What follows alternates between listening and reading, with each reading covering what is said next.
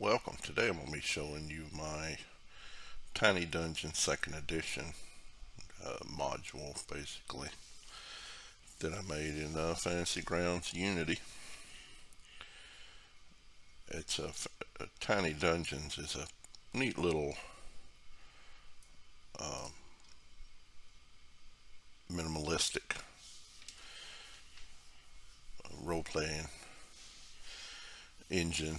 It's made by Gallant Knight Games. It came out on Kickstarter a year or so ago, a couple of years ago.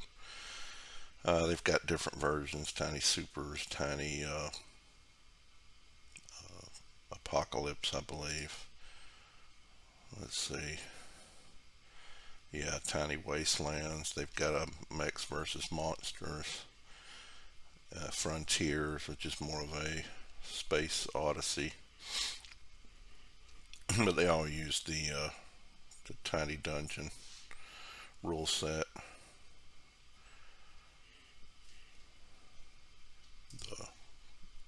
The rules that they've made up for it. There is no Fantasy Grounds rule set, which is why I made my own using the CoreRPG. I just took all the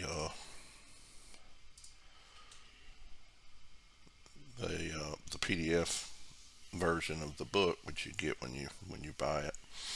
You can get the soft copy or the PDF. I've got both, and then just cut and pasted it in to make the quick references by Alan Barr. He's the creator.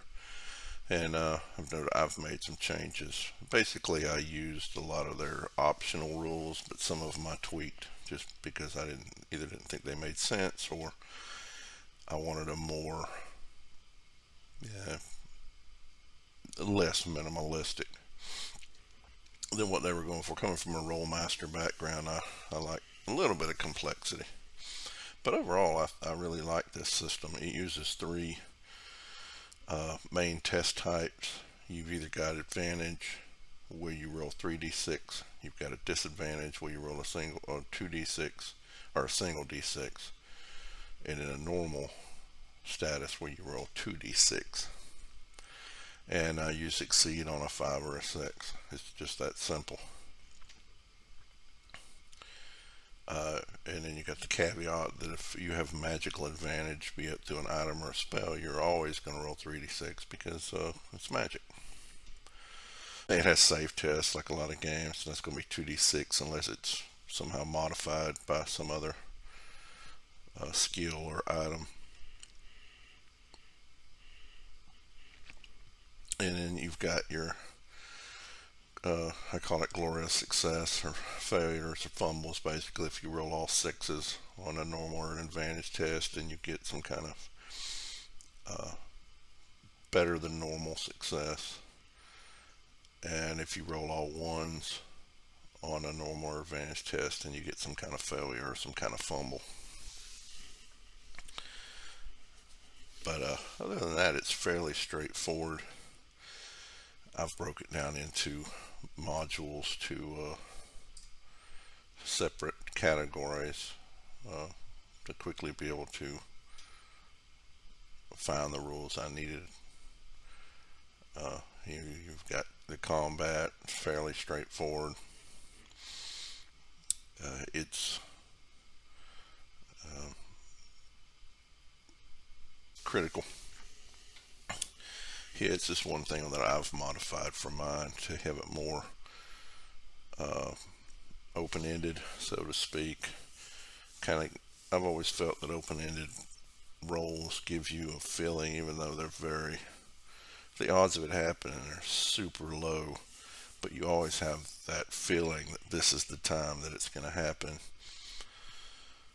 But it allows you, when you roll a 6 on a regular attack roll, you can re-roll that dice, and each time it comes up with a 6, you can continue to re-roll it, and of course it scores a hit like it normally would on a 5 or 6. So if you continue to roll sixes, you could continue to add up the hits that you're given. But if you score less than a 5, then it would stop the critical rolling, and then you just get that hit that you just rolled.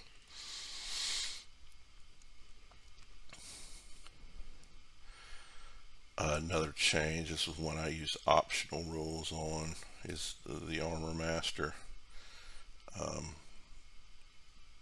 I allow the AR, basically it adds to your hit points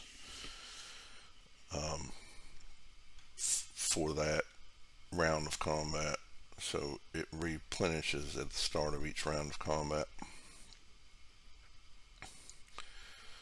And then at the end of combat, you would roll a depletion. And if you got a depletion, then you would subtract that number until it was repaired. So the next combat, if you were wearing your plate and it was depleted after combat, then you would only have 3 for that combat and so forth until it was repaired. But also, if you're wearing plate, you're always going to be at a disadvantage for moving and maneuver tests. And in chain or similar weight, then you would be at normal for those tests. And if you're wearing leather or similar weighted, your moving penalty is normal. You don't have a movement penalty, but your maneuvering test can only be made at normal. So if you were running in terrain or trying to cross a log, you wouldn't have you'd still roll at your advantaged roll. But if you were trying to maneuver, say to tumble or to duck under a desk or duck under something to avoid a dragon breath or whatever, you would be disadvantaged. You'd only roll normal. And then not disadvantaged for the test, but you would have to roll you couldn't do a advantaged test. And in light cloth armor, there's no penalty at all. Light armor or cloth armor. And there's a changes that I made that just make it feel it feels better to me. But it goes with my combat damage as well. I use the optional rule with criticals, which you can add up damage. It's not uncommon. It isn't uncommon, but it's possible to get 5 or 6 hits on somebody in one or two sets of attack actions, and that armor kind of mitigates that a little bit.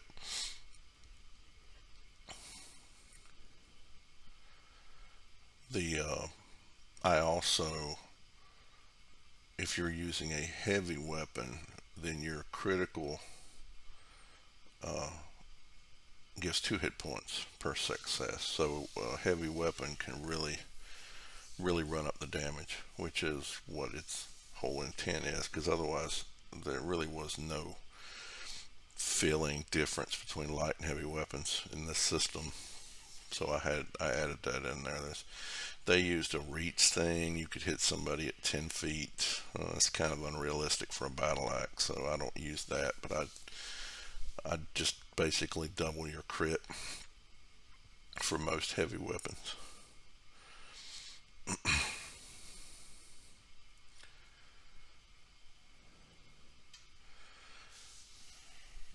The initiative in this system uses a one-time initiative. When combat's entered, you roll your initiative, and that's the order you will be in round after round until combat is concluded, unless something significant changes that the GM decides to re-roll initiative for everybody in that combat.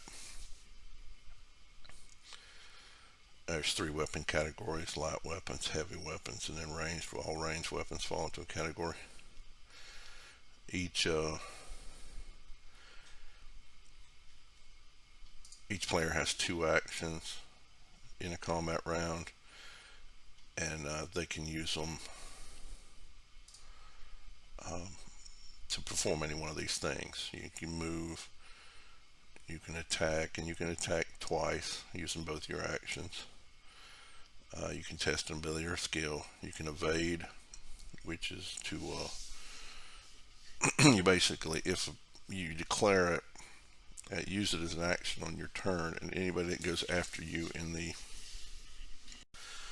initiative order, if they land a hit on you, you get to roll a d6 to dodge that all that damage. Even if it was a critical with high numbers, you would dodge all that damage on a success. And that's where shields come in this game. Shields add a second d6 to an evade. So if you were a shield user, you would get to roll 2d6 when you evaded. And there's also skills that add to evade. You can actually get an advantaged evade. Focus is your aim, basically from other systems. You can focus, and then you would succeed on a 4, 5, or 6 on the next attack or whatever thing that you tried. So if you were in combat and you were trying to unlock a door to save the group, it's your first action to focus, and then your second action to make your attempt. You could also, if you just really had to land this attack,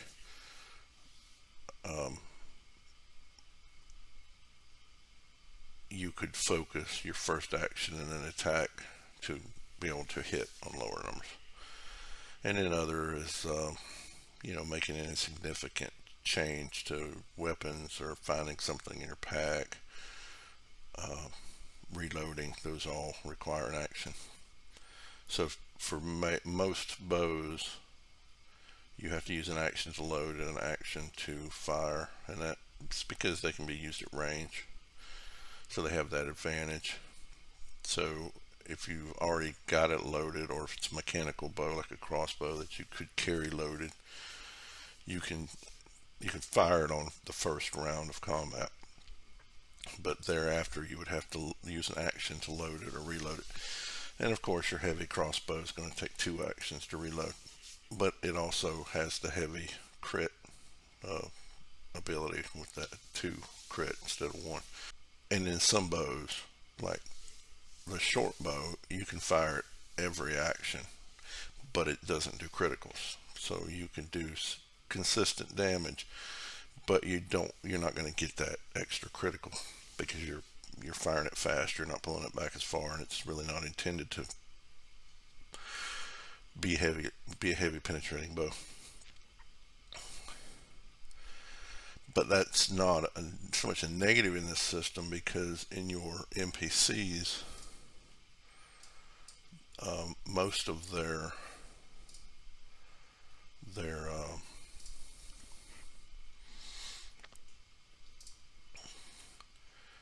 this is their breakdown of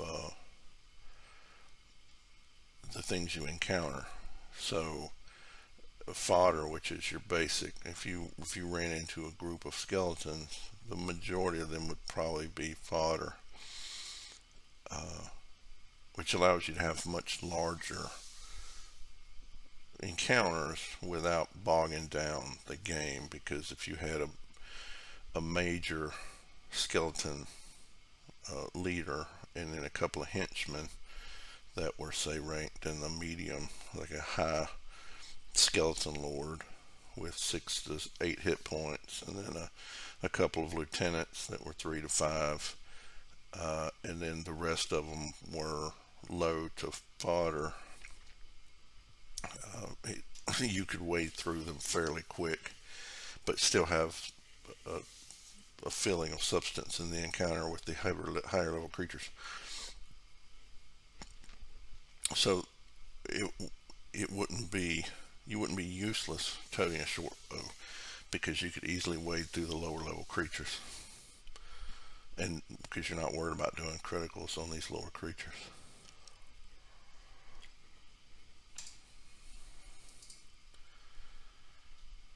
and these are all the pre-made characters from the Tiny Dungeons 2E book. Maybe a couple I had, they didn't have a giant spider. I mean, how do you not have a giant spider? But they had, these are the descriptions, their attacks, a general size recommendation, which size in my setup here means hit points. And it's also got their token preloaded, so I can easily drop that in.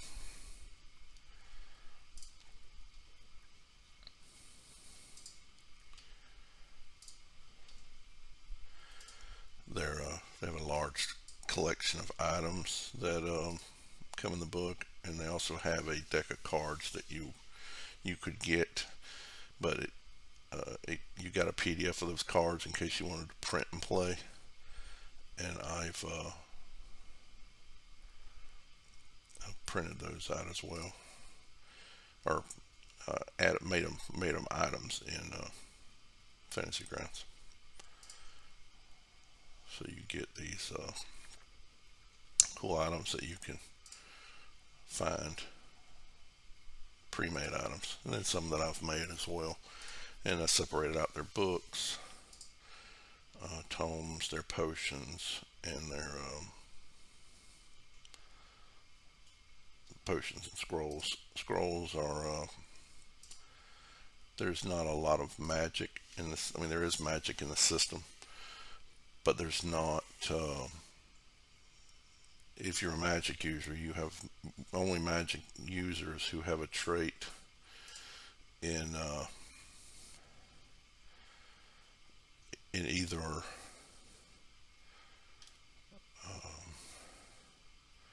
spell. You have to be a spell reader, or you have to be spell touched. And spell touch means that you carry the magic in your bloodline, and you can cast spells, and you can also be an archmage, which is a prestige trait.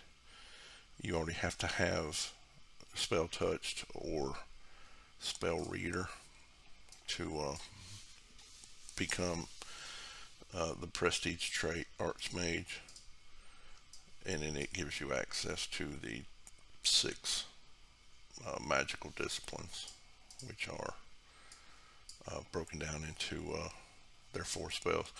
And once you've learned a discipline, you learn these 4 spells automatically.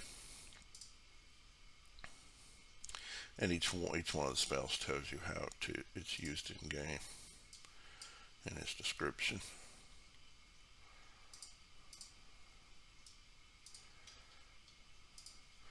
But spell touched or spell reader, you don't have the inherent ability to do magic per se, but you can read scrolls, and scrolls are where the power is really in this system. The magic spells you get as a spellcaster are kind of puny. There's some decent ones in there, but you're not really doing massive damage. But scrolls are where you really deal the major bulk of damage, and that's the way it's intended to be. Scrolls are where the ancient magic was stored, and the rest of the magic is what's left.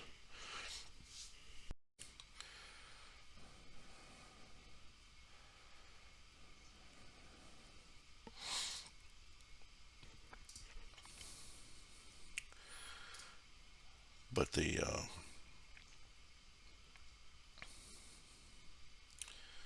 back to where I was. Also, with your weapons, you have weapon proficiencies. So you learn a classification of weapons as an advancement when you advance, and that just makes you proficient, which gives you a 2d6 normal attack with that weapon. But you can master single weapons, Say you're proficient in light weapons, and then you've mastered the broadsword. So you would have normal, you roll 2d6 anytime you used any weapon in the light weapon category. But if you used the broadsword, you would get advantage and roll 3d6. And then if you used any category that you weren't, say you were proficient in light weapons, but then you tried to use a heavy weapon, you would have to roll away single dice. You'd be disadvantaged with it. And you have improvised weapons, which is anything that's not in that category, using a chair or, you know, a pewter mug. And those, there are traits that will allow you to gain proficiencies in improvised weapons as well. I think Drunken Master. No Drunken Master does. There is one that Bar Fighter. Bar Fighter gives you the ability to use improvised weapons to be able to use improvised weapons with 2d6. I've further separated out bows into ranged bows and ranged mechanical, just because they're so significantly different. And then unarmed strikes is your martial arts. And there's a large, just like Magic, they've done a large breakdown into your martial arts classes. You've got all these disciplines under the martial arts techniques that you learn. You can specialize in as a martial artist, and each one has their own cool attacks that can be performed.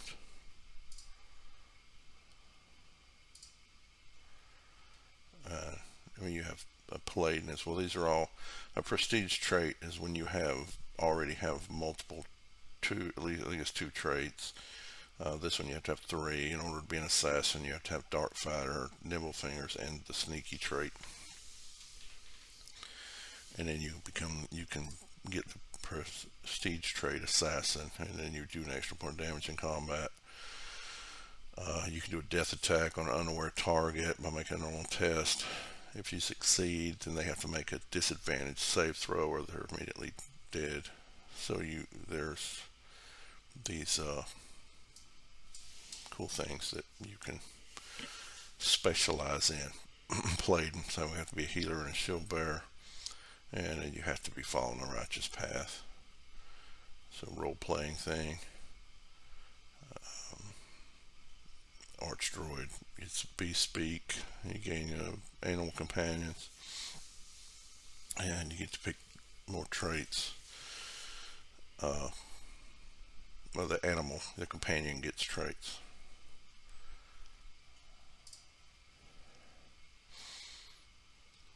But I separated out the character creation into its own thing, and you get using the CoreRPG, I created these character sheets that contain everything you need.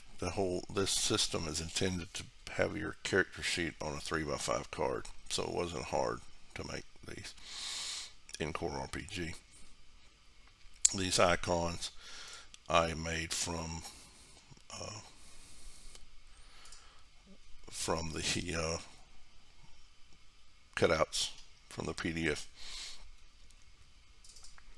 and then made tokens using the token tool software. I just made tokens for all the different races. The under the racial category, I put their armor type if they have armor master.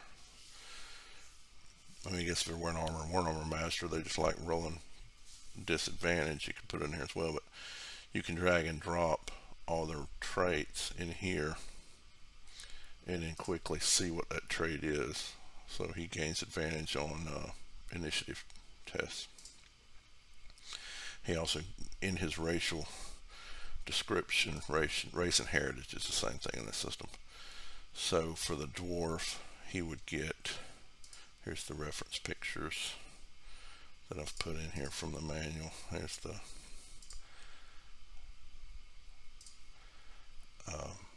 in their description, their starting hit points, and they have a, if they have a racial trait. So he starts with dark vision, and then dark vision is he's able to see in total darkness.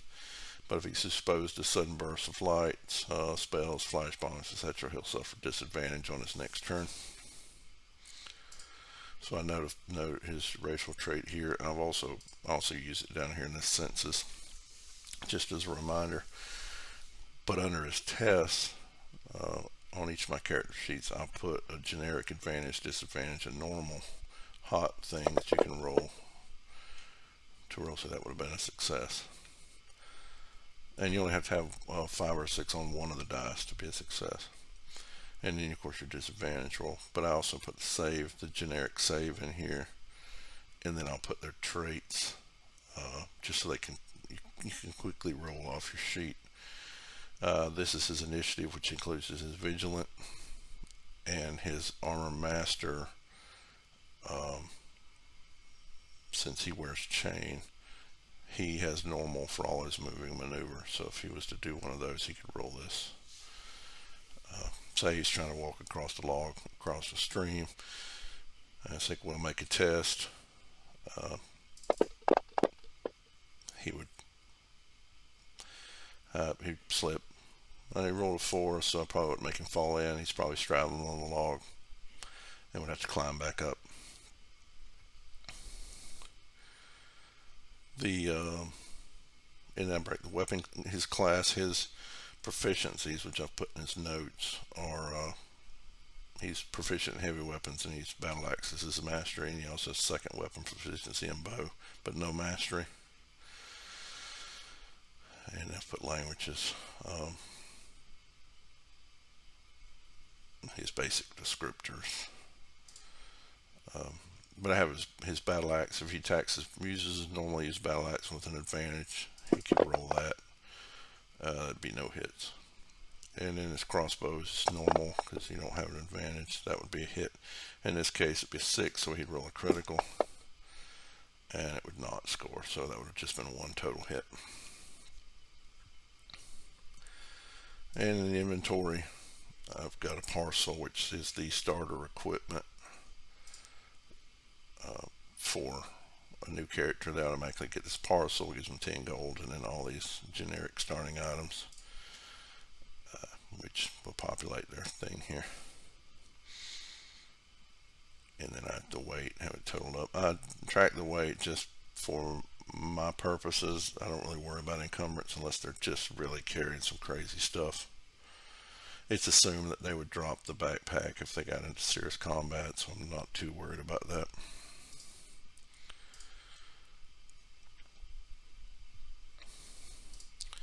And I've got a second one here. He's a Karhu, which is a bear. The bear race,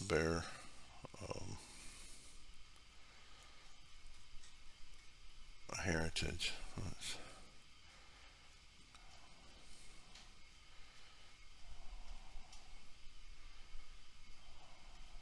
No, he's in here. There he is, Karhu. And this is they're just bears. Bears that walk on their hind legs. They can run on all fours, of course, because they're bears, but they also can walk on their hind legs and wear armor and use weapons because it's fantasy. They have more hit points. They start out with their racial trait, Powerful Claws, which means they can use their claws as a weapon. They don't have to have a weapon. They've mastered claws as a weapon. And I've made one for him. He wears leather. I put the weapon points here, and then during the combat, say when he takes the first 2 points of damage from that round, I'll minus this to 0, and at the start of the next combat round, I'll stick 2 back in there. hit points same way. I'll put in parentheses to remind me how much he's supposed to have, and then I'll use this number here to count down hit points. Same way with his tests, his save, his movement. Now in his, it's just maneuver where he has to use normal. His move is advantaged, so he has a separate move under AR, under his armor. Now he's an opportunist, which gives him if the enemy misses him on his turn, he gets to make a free disadvantaged attack, a 1d6 attack back for free. He's also a drunken master, because it's his backstory. That's why he was run off from his people, because he loves to drink. But while he's intoxicated, he makes a free evade. But he's disadvantaged if he tries to do any delicate manipulation or social actions, but that's only when it's intoxicated. And then he's an armor master as well, so he doesn't suffer disadvantage on his armor. And I've got his claws in here just in case, but he also carries a giant club, a heavy weapon giant club, because under his proficiencies he's proficient in heavy weapons, and he's mastered the club under heavy weapons. Same way, he's got the starter gear, his weapons, his suit. But if he wants to roll under his giant club, he could roll that, which would be a hit with a critical. So just the one. And it has powerful claws, so he'd get a hit, powerful claws.